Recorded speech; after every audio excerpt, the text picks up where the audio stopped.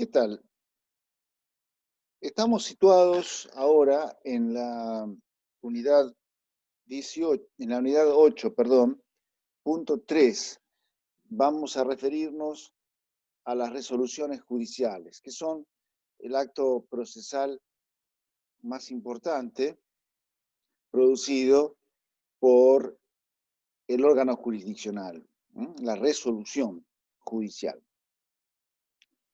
Para eso vamos a compartir una pantalla. Bien. El tema de las resoluciones judiciales está regulado en el Código Procesal desde el artículo 152 en adelante. Básicamente, el Código Procesal nos habla de tres clases de resoluciones judiciales: las providencias simples, las interlocutorias y la sentencia definitiva. Vamos a ver brevemente a qué se refiere cada una, cuál es la función de cada una. La providencia simple apunta al avance del proceso, desde que inicia, a partir de la demanda, en un extremo hasta el otro extremo donde llega el desenlace del proceso. El avance paso a paso se produce a través de providencias simples.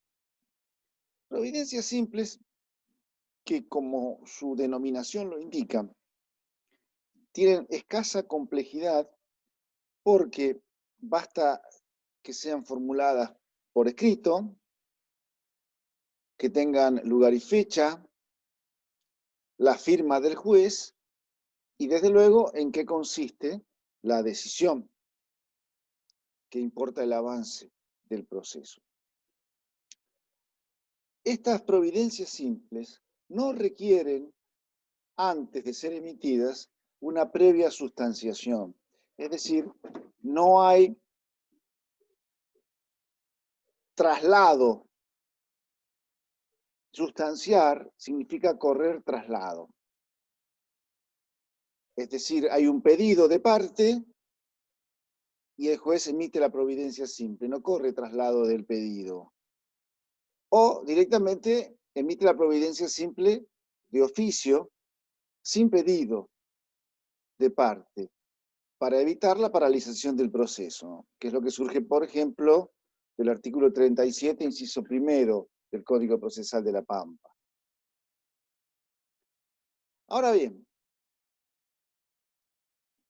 estas providencias simples, con muy buen criterio, el Código Procesal de La Pampa las ha colocado en manos de los secretarios, con muy buen criterio. Esto surge del artículo 40, inciso quinto del Código Procesal, para descongestionar la tarea del juez, que no tiene sentido mayormente que se detenga en la suscripción de providencias simples. Un ejemplo de providencia simple es un traslado. Ya lo hemos visto a este tema del traslado cuando nos hemos referido a la secuencia de actos a través de la cual se impulsa el proceso. Muy bien. Dijimos que las providencias simples no requieren sustanciación. Pero cuidado. Ya vamos a ver que hay otras resoluciones judiciales que no requieren sustanciación, pero no son providencias simples. El hecho de no requerir sustanciación no es una circunstancia que defina qué es providencia simple y qué no lo es. La providencia simple no requiere previa sustanciación. Pero puede haber otras resoluciones judiciales que tampoco requieran sustanciación y no sean providencias simples.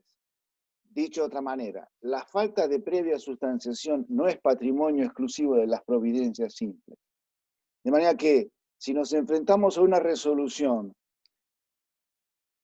y le preguntamos por su identidad y nos dice, yo no requiero sustanciación, no podemos decir, entonces usted es una providencia simple. No, no y no. Hay muchas chances de que sea una providencia simple, pero no significa inequívocamente que la falta de previa sustanciación nos coloca en presencia de una providencia simple. Puede ser una resolución de otra naturaleza, lo vamos a explicar en un rato nada más. Providencias simples están destinadas a permitir el avance del proceso desde su inicio hasta su finalización. Las resoluciones interlocutorias son aquellas decisiones que debe tomar el órgano jurisdiccional durante el proceso al definir cuestiones que se van planteando. Ejemplo, una de las partes plantea la nulidad de una notificación. Entonces, a partir de allí, el juez va a correr traslado a la contraparte y, en algún punto, con o sin producción de prueba, vencido el plazo para contestar el traslado, el juez va a emitir una decisión resolviendo una cuestión. ¿Qué es una cuestión? En el ejemplo, ¿cuál sería la cuestión? ¿La notificación es nula o la notificación no es nula? Ahí tenemos una cuestión, ser o no ser.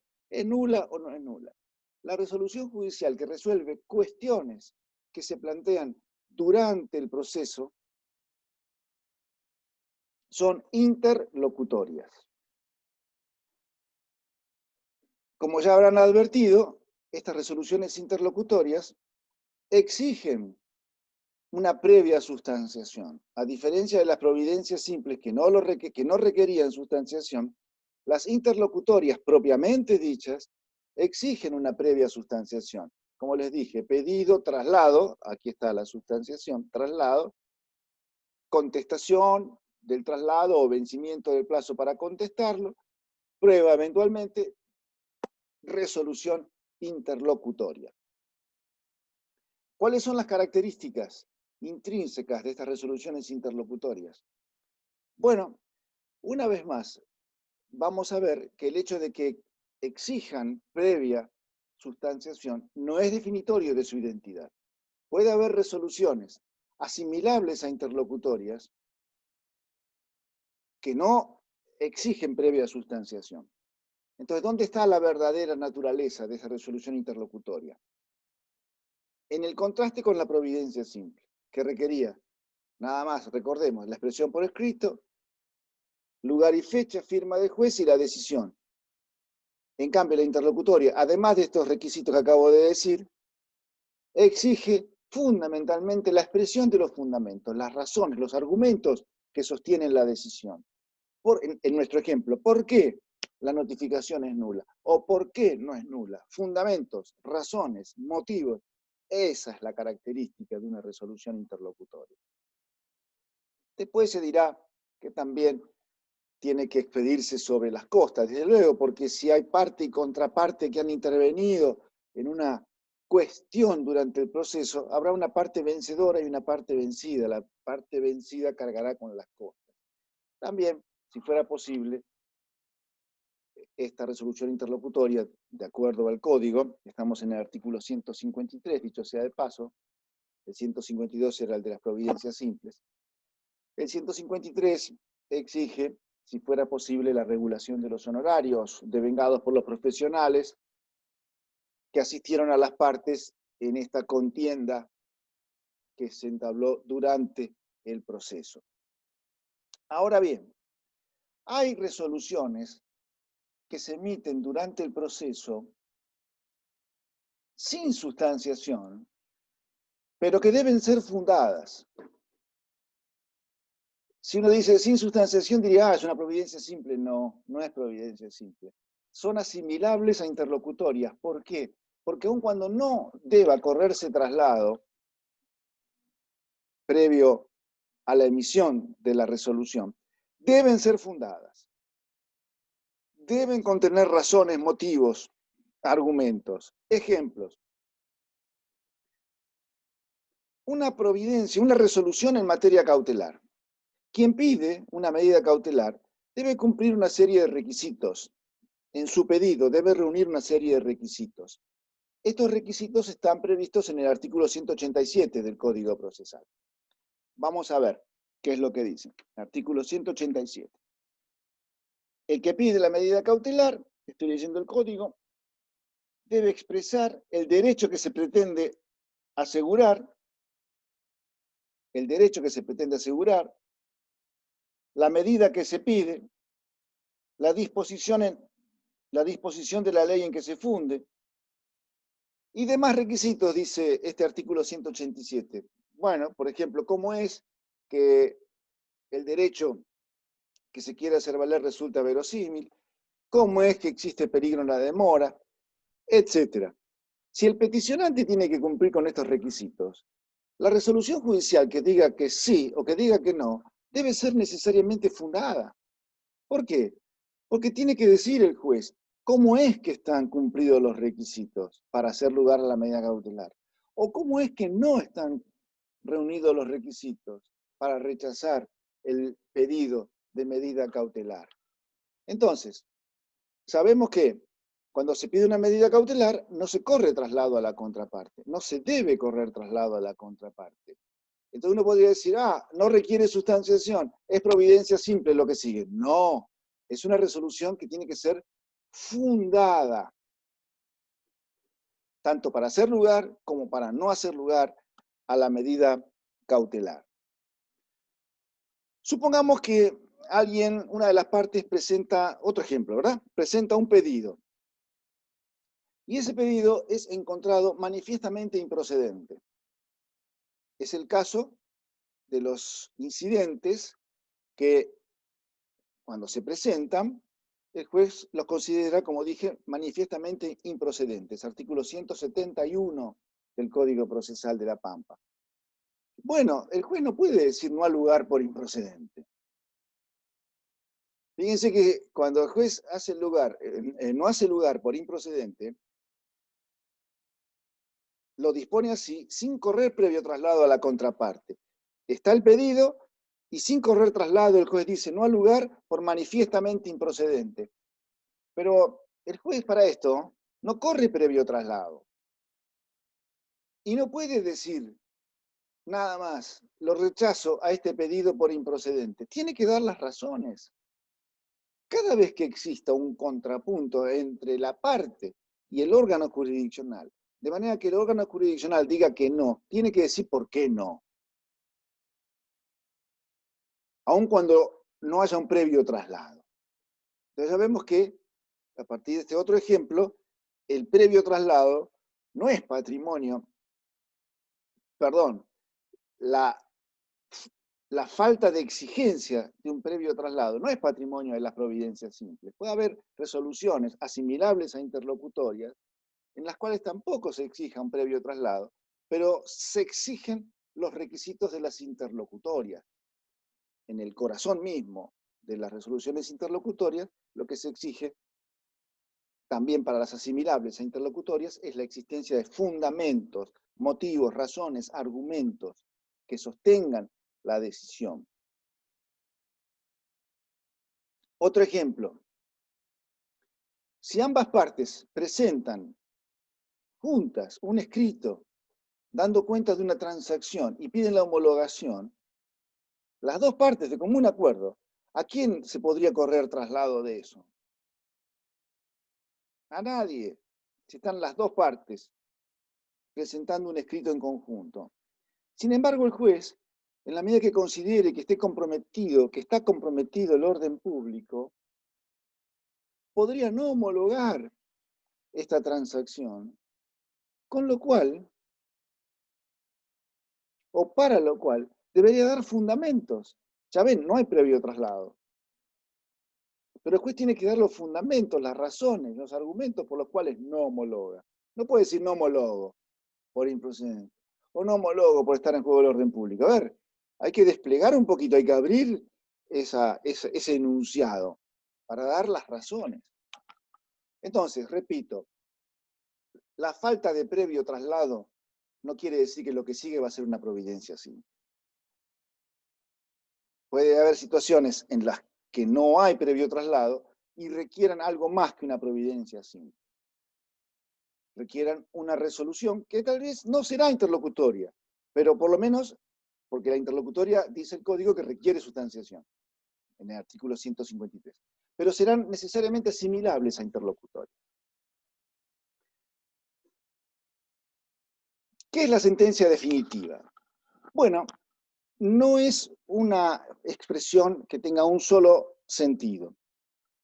Por de pronto, en una primera acepción, la sentencia definitiva es la que llega al final del proceso. Es aquella para la cual hemos transitado de punta a punta todo el proceso. La que llega al final, esa es la sentencia definitiva.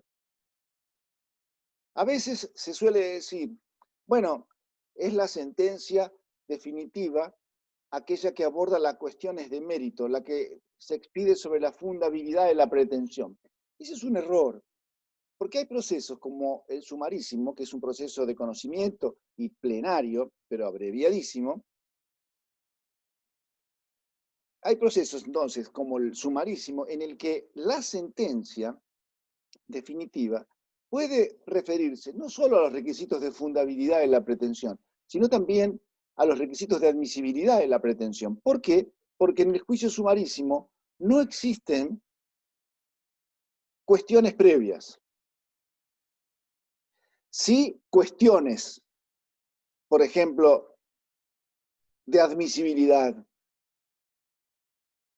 pero no se resuelven como previas, se resuelven en la sentencia definitiva. De manera que la sentencia definitiva, entonces, no es aquella que se expide sobre la fundabilidad de la pretensión. La sentencia definitiva es la que llega, es aquella a la que se llega luego de haber transitado todo el proceso, al final del proceso. Generalmente abordará las cuestiones que tienen que ver con la admisibilidad de la pretensión, pero también puede referirse, depende del tipo de proceso, a cuestiones que tengan con la admisibilidad de la pretensión también. Ahora, hay situaciones asimilables a sentencia definitiva, porque hemos dicho recién que en una primera acepción la sentencia definitiva es la que llega al final del proceso. Pero durante el proceso puede haber alguna resolución interlocutoria que tenga fuerza de definitiva. No es sentencia definitiva, pero es como si lo fuera. ¿Por qué? Porque pone fin al proceso o impide su continuación. Puede haber resoluciones fundadas, interlocutorias o asimilables,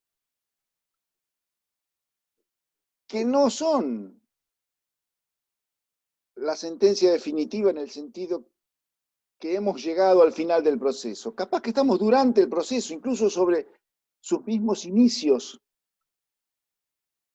pero como ponen fin al proceso o impiden su prosecución, quedan esas resoluciones asimilables a las sentencias definitivas. De manera que sentencia definitiva, en el Código Procesal de la Pampa, tiene dos significados. Primero, sentencia que llega al final del proceso. Segundo, su asimilable. Sentencia, o mejor dicho, resolución que se emite durante el proceso. Entonces no es la sentencia que llega al final, que se emite cuando se llega al final. Entonces, resolución que se emite durante el proceso, pero que le pone fin o impide su prosecución. Entonces, en tanto asimilable a sentencia definitiva, se dice que tiene fuerza de definitiva.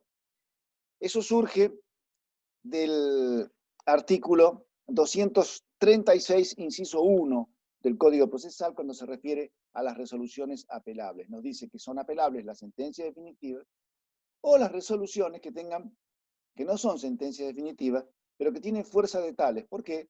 Porque ponen fin al proceso o impiden su continuación.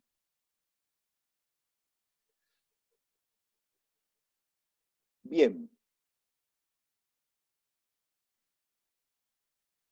Una última referencia a las resoluciones homologatorias que aparecen como una especie de cuarto género en el artículo 154 del Código Procesal, pero en realidad no son tales, porque la resolución homologatoria asume el formato de providencia simple o de resolución fundada según que homologue o no homologue. Ya lo hemos dicho hace un rato, lo vamos a repetir, cuando hay una conciliación o una transacción, es presentada por las partes, si el juez la homologa, alcanza con una providencia simple. Entonces, esta resolución homologatoria no es un cuarto género, es una providencia simple. Pero si el juez, ante la conciliación o la transacción, decide no homologar, entonces tiene que emitir una resolución fundada. Tiene que dar motivos, razones, argumentos, fundamentos para expresar por qué no homologa el acuerdo conciliatorio o transaccional. Una cosa más para completar, las sentencias definitivas son las más complejas, mucho más complejas que la providencia simple, más complejas que las interlocutorias, están reguladas en el artículo 155 del Código Procesal, y respecto de ellas vamos a volver a hablar cuando en poco tiempo más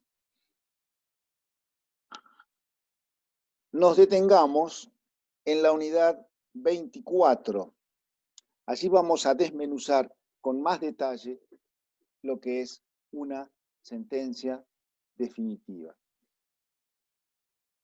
Bueno, no sé si me queda mucho, tal vez algo más relativo a los plazos para emitir providencias simples, resoluciones interlocutorias o la sentencia definitiva.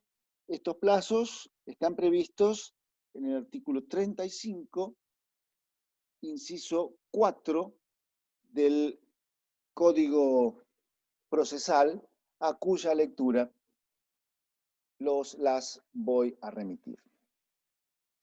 Bueno, esto es más o menos todo lo que puede decirse de una manera abreviada sobre providencias simples, resoluciones interlocutorias, sentencia definitiva.